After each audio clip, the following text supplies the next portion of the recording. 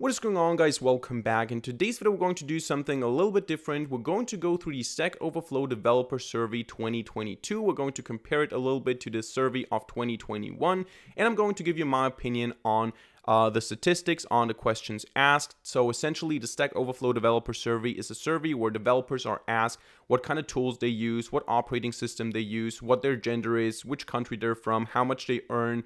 And we have a bunch of statistics on the favorite editors, on the most used languages, and all these things, frameworks, all that.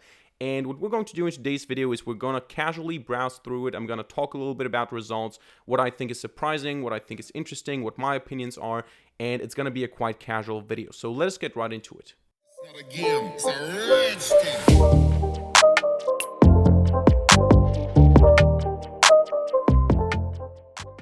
Alright, so let's get into it. This is the Stack Overflow Developer Survey of 2022. Over 70,000 developers were asked, and I think actually everyone can participate. So if you sign up for the survey of next year, you can also participate and answer the questions.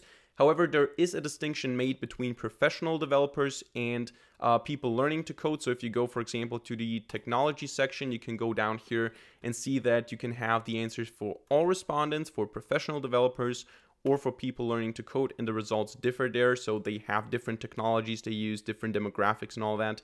And you can see that the survey is basically split into different sections. So you have the developer profile, which is more about the developers themselves that have participated in that survey. So what is their education? How did they learn to code? What age are they? What is their gender? What is their country that they're from, their ethnicity or something like that.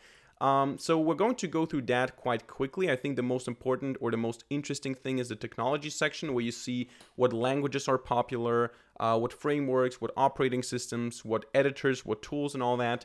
But still, we're going to go through that section here quite briefly.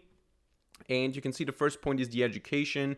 Most people that, let's go to the professional developers.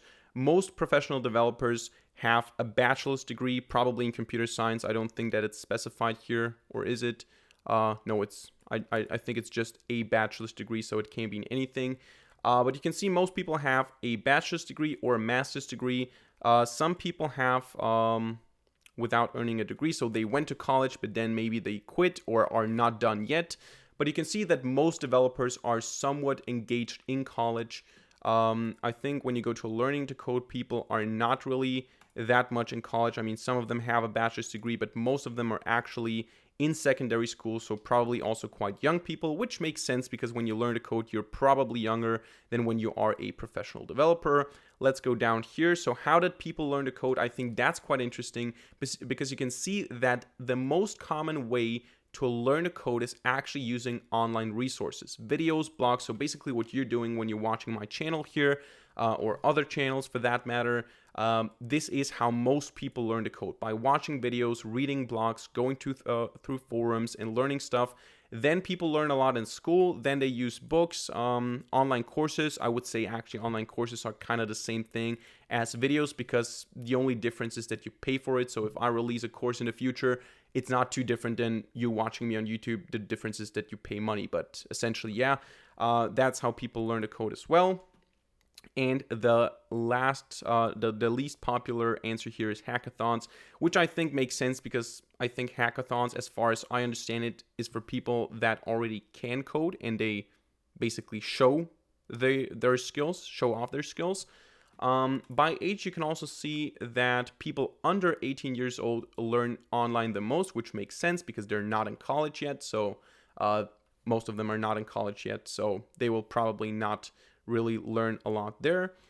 And then I think the older you get, people learn more through books and in college. So that makes sense as well. I personally, if you're interested in my answers, I'm going to give you my answers real quick here as well. I think by far the most popular answer from me would be the online resources. I learned basically everything I know about coding, or let's say 80% of what I know about coding, about machine learning, about all these things I learned online by watching videos, reading blogs, reading documentations, and all that stuff, and then probably books as well. So I'm reading also some books on machine learning.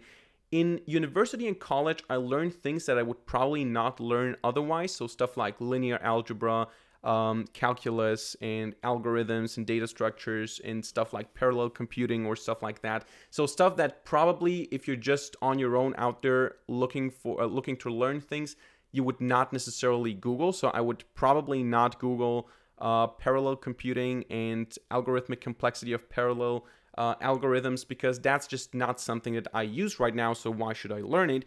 In college and university, you are forced to learn this. Same thing about functional programming. So in college and university, I mainly learn things that I would not learn proactively myself. When I want to learn something proactively, like machine learning, data science, Python, or pandas and scikit-learn, TensorFlow, PyTorch, whatever, I learn it on my own, either with online resources or by reading books. So that would be my answer to this one here. Then you can see what online resources are used to learn how to code. And I think technical documentation is a top answer for a reason here. I personally, whenever I want to learn about a specific library, not a concept, when I want to learn about a specific library, I look up the documentation.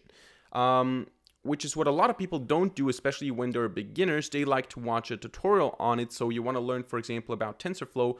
You don't you don't look up the documentation. You go on YouTube and type TensorFlow tutorial. It's not a bad way to learn it, but I think it's better to learn in a documentation, because most documentations have a pretty good getting started section or introduction section where where you learn the basics written by the developers of that module.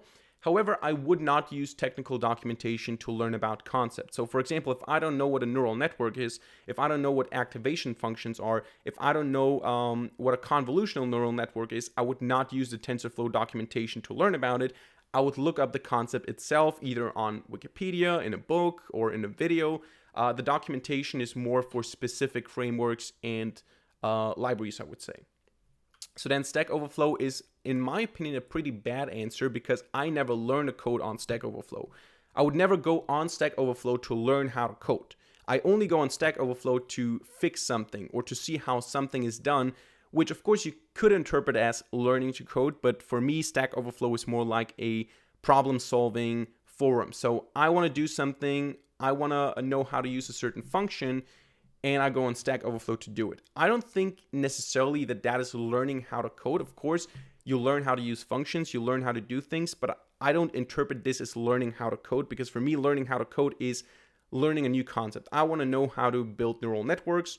I want to build a project. How do I do it? I don't go on Stack Overflow to learn that. I go on Stack Overflow to, maybe you could call it, learn how to use a certain function, or what's the best practice way to do something, but I don't go on Stack Overflow to learn things. So I probably wouldn't check Stack Overflow here. But then you have also blogs, how-to videos, written tutorials. I think those are all answers I would give as well. And then the least popular one is auditory material. I think that's kind of obvious in the programming field, because when you learn about programming or math or anything that is in that computer science related field, you cannot really learn about it through podcasts. So whenever I listen to a podcast, like maybe the Lex Fridman podcast or some other programming related podcast, it's more about how to go about it. How do you learn to code? What is a mindset to have, or something like that? You don't really learn anything about the coding itself most of the time.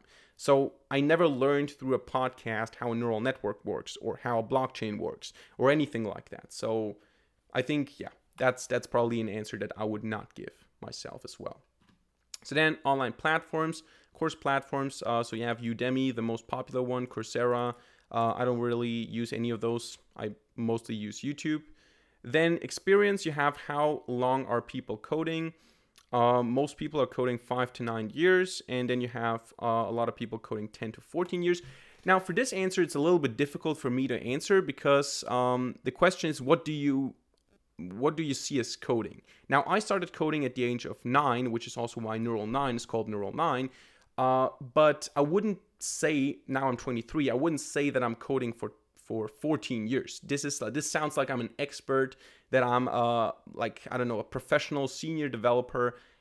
Is it a professional coding career? Is it just coding on your project? Because if you're talking about me coding on side projects, I'm doing that for a very long time. If you're talking about me working in a company, I'm not doing that. I'm currently a student. I'm doing YouTube. I'm teaching, and I'm working on my side projects, but I'm not working for a company. So is my coding experience now 0 years? Is it 14 years because I started at the age of 9? Or is it maybe 5, 6, 7 years because that's how long I'm working on side projects, like on hobby projects, trying to implement certain things? So this is a difficult question for me to answer here, but you can see also the answers by the country. So in the US, people have the longest coding experience. Then you have the UK as well. And then you have Canada, Netherlands, Germany, Spain, France, Brazil, Poland, India, which are the top 10 countries probably. So the other countries have less experience, is what I'm guessing here.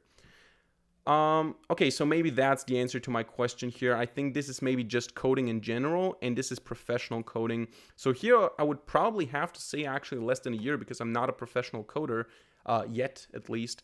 But I'm also not looking necessarily for a job, so it's difficult to say. I think if you have your own company that you earn money with by doing programming work, that is professional coding. So you don't have to have a job, I think. But here I would actually have to say less than a year because I don't have a software company, and I'm also not working in a job that is programming related. And here I would have to say 14 years. So yeah, this will change over time, obviously.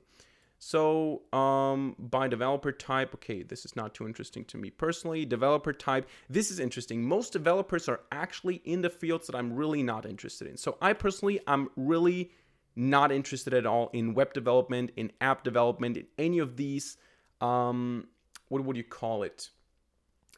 I don't know what the term is for them, but I interpret front-end development, mobile development to be like the, I don't want to sound, I don't want this to sound mean, but it's like a little bit of this easy design-related programming where you use frameworks and you just call functions and you just build these applications. It's not the same as being a machine learning engineer or a system programmer or system administrator if you're working on Linux, for example, or a blockchain developer, or it's the less complex work, I think, oftentimes.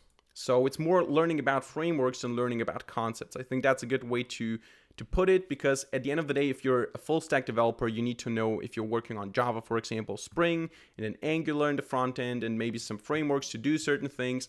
But essentially, you learn about the frameworks, and maybe you learn here and there about encryption and hashing, but that's essentially it. When you are a machine learning engineer or a data scientist, you learn about the concepts. You learn about neural networks, about algorithms, about clustering algorithms, about classification algorithms, activation functions, optimizers.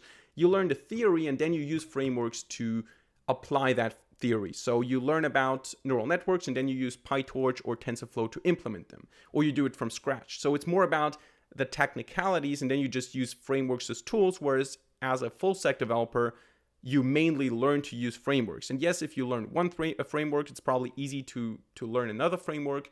But those are the kind of jobs, these top jobs are actually the jobs that I'm not really interested in, or the roles, you could say. So student is also quite popular. I would probably check this as well because I am a university student at the moment.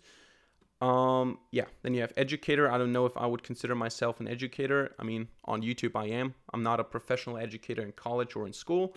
And then probably, even though I'm not professionally working in that field, I would say I'm definitely, where is it? Data scientist or something. Do we have something like this? Data scientist or machine learning specialist. I don't know if I'm a specialist, but this is basically the field that I'm in. So key territories, you have US, India, which is not surprising. The US, is the tech hub of the world, and India is also very full of programmers. Then you have some big European countries. Yeah, nothing too surprising here. Demographics, age, most programmers are between 25 and 34 years old. If you go to professional, that gets even more. I think learning to code is mainly 18 to 24 and under 18. This is not surprising as well. Then gender, you have, this is actually kind of surprising, I think, that I knew that there are a lot more men in programming than women, but I didn't know that it was that much. I thought it was like 80-20, 90-10 maybe, but you have like 91% men and 5.17% women. This is actually, and if you go to professional developers, it gets even more. So this is actually really surprising to me because that's a very, very small number. But maybe it's just because the women don't answer the Stack Overflow survey. So maybe we have more women in programming and in computer science, but maybe they're just not interested in answering the Stack Overflow Developer Survey. This is also a possibility, but still quite surprising here. Then these are not really interesting to me personally. Then we get to the interesting part, in my opinion, the technologies. So technologies are, what are people using on a regular basis, I think. So we have here the difference between the most popular technologies and the most loved, dreaded. So for example, if I have a job where I use MATLAB, I would have to say, yes, I use MATLAB in this section here because I use it. I would say I hate it, so I dread it, but I use it. So if I use MATLAB, whether I like it or not, it's going to be listed here. And you can see if we go to all respondents, JavaScript, HTML, and SQL are the top languages, which is not surprising because no matter if you like them, no matter what you're doing, if you touch anything web related, so even if I am a machine learning engineer and I build a software as a service application that is fully focused on, I don't know, convolutional neural networks doing something with images, at the end of the day, if I want to offer this functionality in the web, I have to build a web application. Maybe I have to use Django. Maybe I have to use a database with SQL. I have to build a front end with HTML, CSS, JavaScript, and probably TypeScript, depending on the framework. At the end of the day, I'm a full Python developer. I don't really consider myself a JavaScript developer, but I use JavaScript, HTML, CSS, SQL, and TypeScript probably just because I need to. Those are languages that you need to use. As soon as you do something with a database, and you need databases everywhere, you use SQL. As soon as you do something with the web, you have these three languages. So the first language on this list where I say, okay, you don't have to use it is Python, because you can build web applications, you can do whatever you want with Java, C#, C++. You don't have to touch Python if you don't want to. You do have to touch JavaScript, HTML, CSS if you want to do anything in the web. So obviously those are going to be at the top here, SQL as well. Python is just the most popular language. You can also see that in the TOB index. Java seems to be very popular, obviously, C# as well. Shell and Bash is probably also just something that you have to do. If you're on Linux, you have to know and you have to use these or this language. Then PHP, C is still pretty popular. What do we have here? Go and Rust seem to be on the rise. You can see that when we go to the most loved section, probably. At least last year it was the case. So here I also have the last year results here. We're going to compare maybe some of the results here. And at the bottom, you have like some old languages that are not really used anymore. Now, if we go to professional developers, compared to learning, yeah, you can see Python rises when you go to learning to code. And for the professional developers, you have more Java and C#, which are the enterprise languages, so it makes a lot of sense. Even though actually, no, Java seems to be even more present in people that are learning to code, which is surprising because I thought that Java and C# are going to be more present. Or actually, it makes sense because in university, you always learn Java because it's just a language that shows you object-oriented programming. But C#, for example, you can see is more present amongst professional developers and less present amongst people learning to code, because I think C# is mainly used in enterprise business context or in game development. So you use it probably when you are a professional programmer already. So for the databases, we have MySQL, PostgreSQL, and then SQLite. As far as I know, though, if you go to Wikipedia, SQLite, you should see that this is the most used database because it's portable, because you have it in mobile devices and all that. It's a file-based database. So I think actually this is the most used database, but this is what people answer. So MySQL seems to be the most popular one. And amongst professional developer is PostgreSQL. I don't know how it's pronounced. And learning to code, people are using MySQL and MongoDB, which is not so high ranked amongst professional developers, but I think this is just the NoSQL database that people use, and oftentimes they start working with a stack where probably MongoDB is in there. So yeah, this might explain the answer. So cloud platforms, we have AWS from Amazon, Microsoft Azure, Google Cloud, also not too surprising here. Web frameworks is interesting. So let's go to professional developers. You can see Node.js, React.js. So this is front end, this is back end. jQuery is also, you just use it when you do something simple in the web. Express, Angular. So those are all JavaScript frameworks here. Here you have the first C# framework, so ASP.NET. Here again, JavaScript. This is ASP.NET. This is ASP.NET Core, which is even more used because it's platform independent. So again, JavaScript. Here you have the two Python frameworks. Here you have PHP. Here you have Angular again, Ruby. Yeah, I don't know. I mean, JavaScript is very, very popular. When you go to learning to code, you have Django and Flask a little bit higher in the list than here. But this is surprising to me. This is the one thing that's very surprising to me. I would like to know if that was the case already in 2021. That, let's go to web frameworks. Yeah, ASP.NET Core is actually more used than ASP.NET. I didn't know that. But that's cool, because ASP.NET works on Linux as well. ASP.NET is only on Windows. All right, so what do we have here? Other frameworks and libraries. You can see NumPy, Pandas, very high here, also amongst professional developers. When people learn to code, even higher, because people usually learn Python and data science, and they use these libraries, TensorFlow as well. I think amongst professional developers, PyTorch should be more popular than it is for people learning. No, I'm wrong about this. I thought that PyTorch will be more popular amongst professional developers.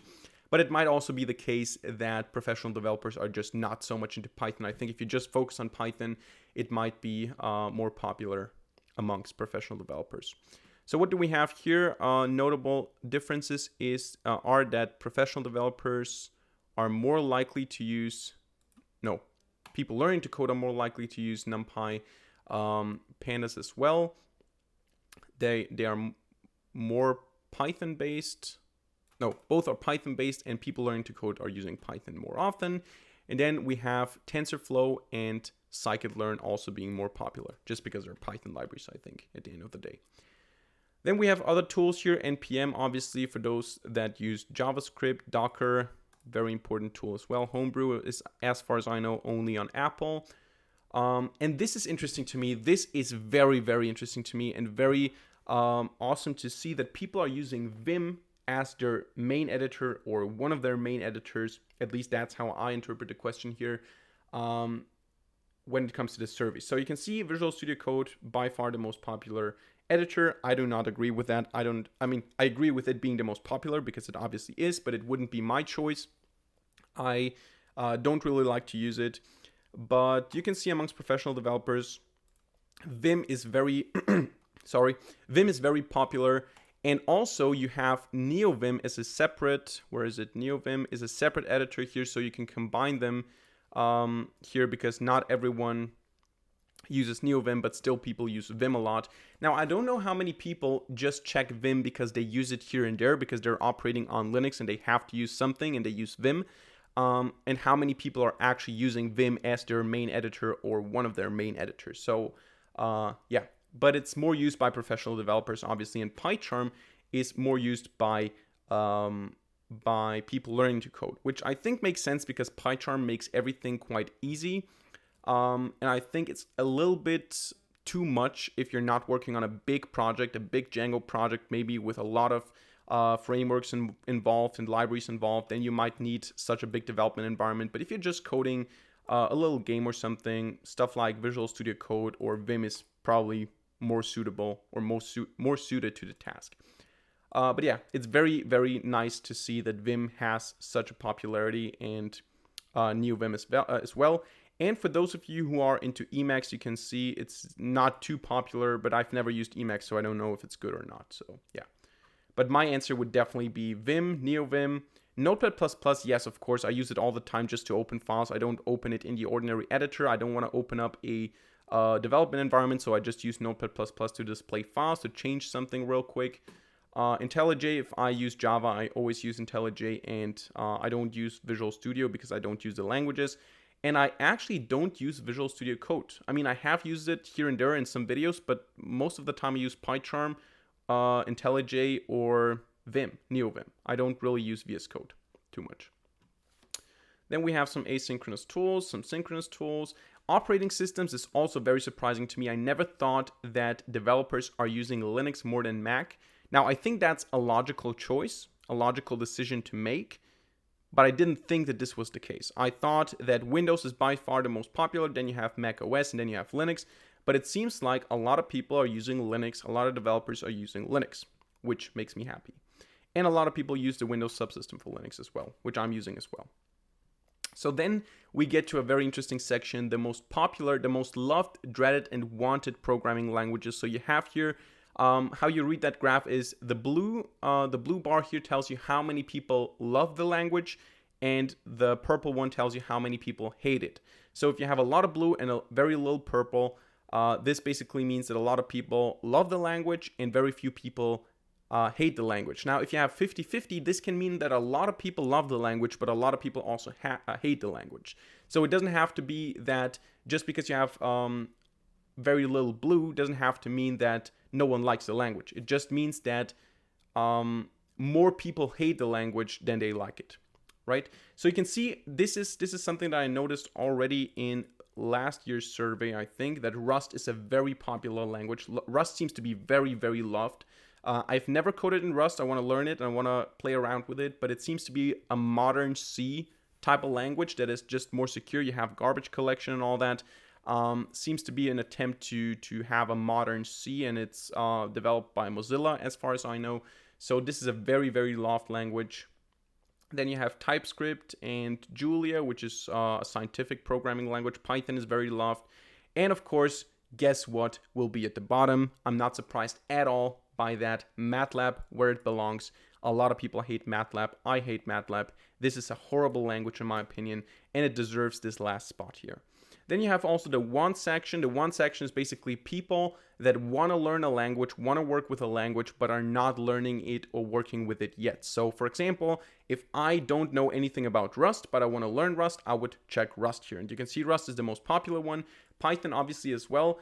Python is probably not the most popular one because people already know Python, and you only check Python here if you don't know Python yet, you don't work with Python yet, and you want to learn it. So I would not check Python here because I already know Python.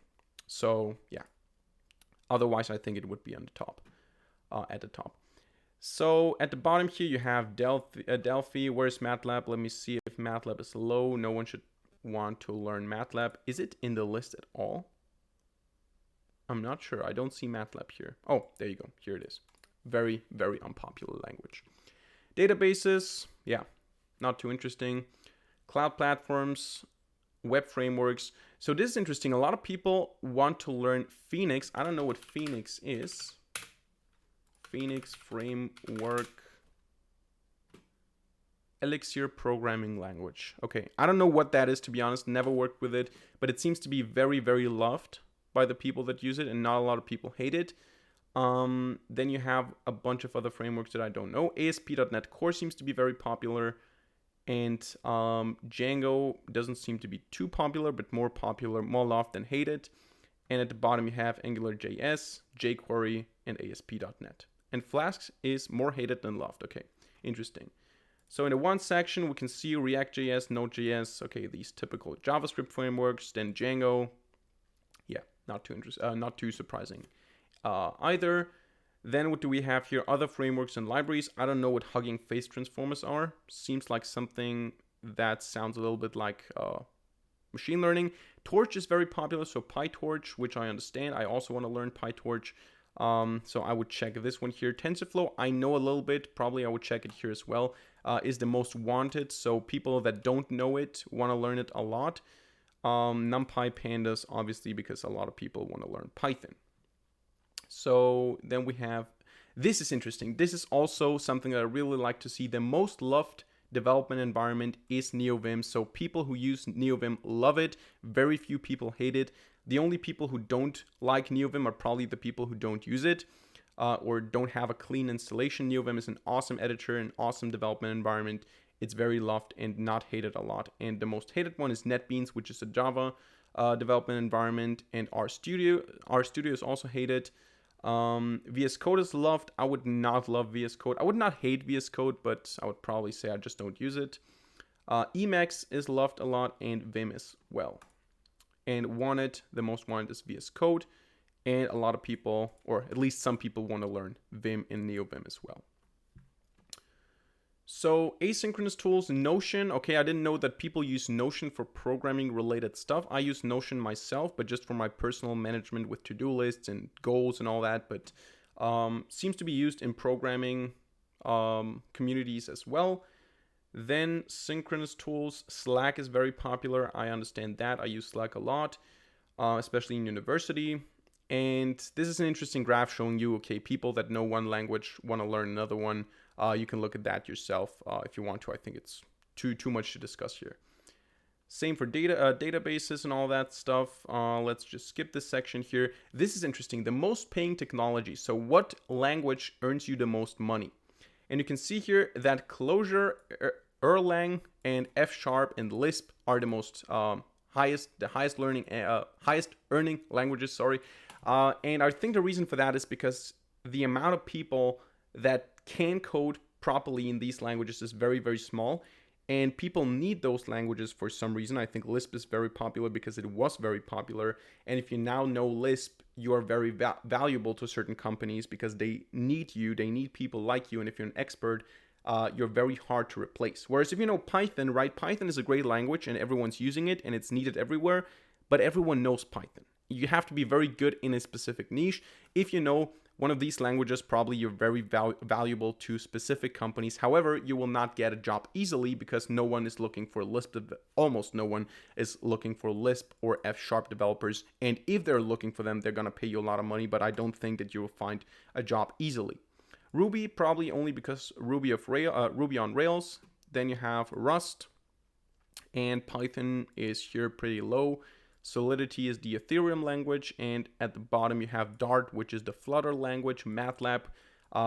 So MATLAB doesn't make sense. It's a shitty language and you don't even earn a lot of money. So why should you use MATLAB? I don't know. Then databases, the frameworks should be interesting. You learn the most with Phoenix, which is interesting. I don't know what that is still, but yeah, seems to earn a lot of money.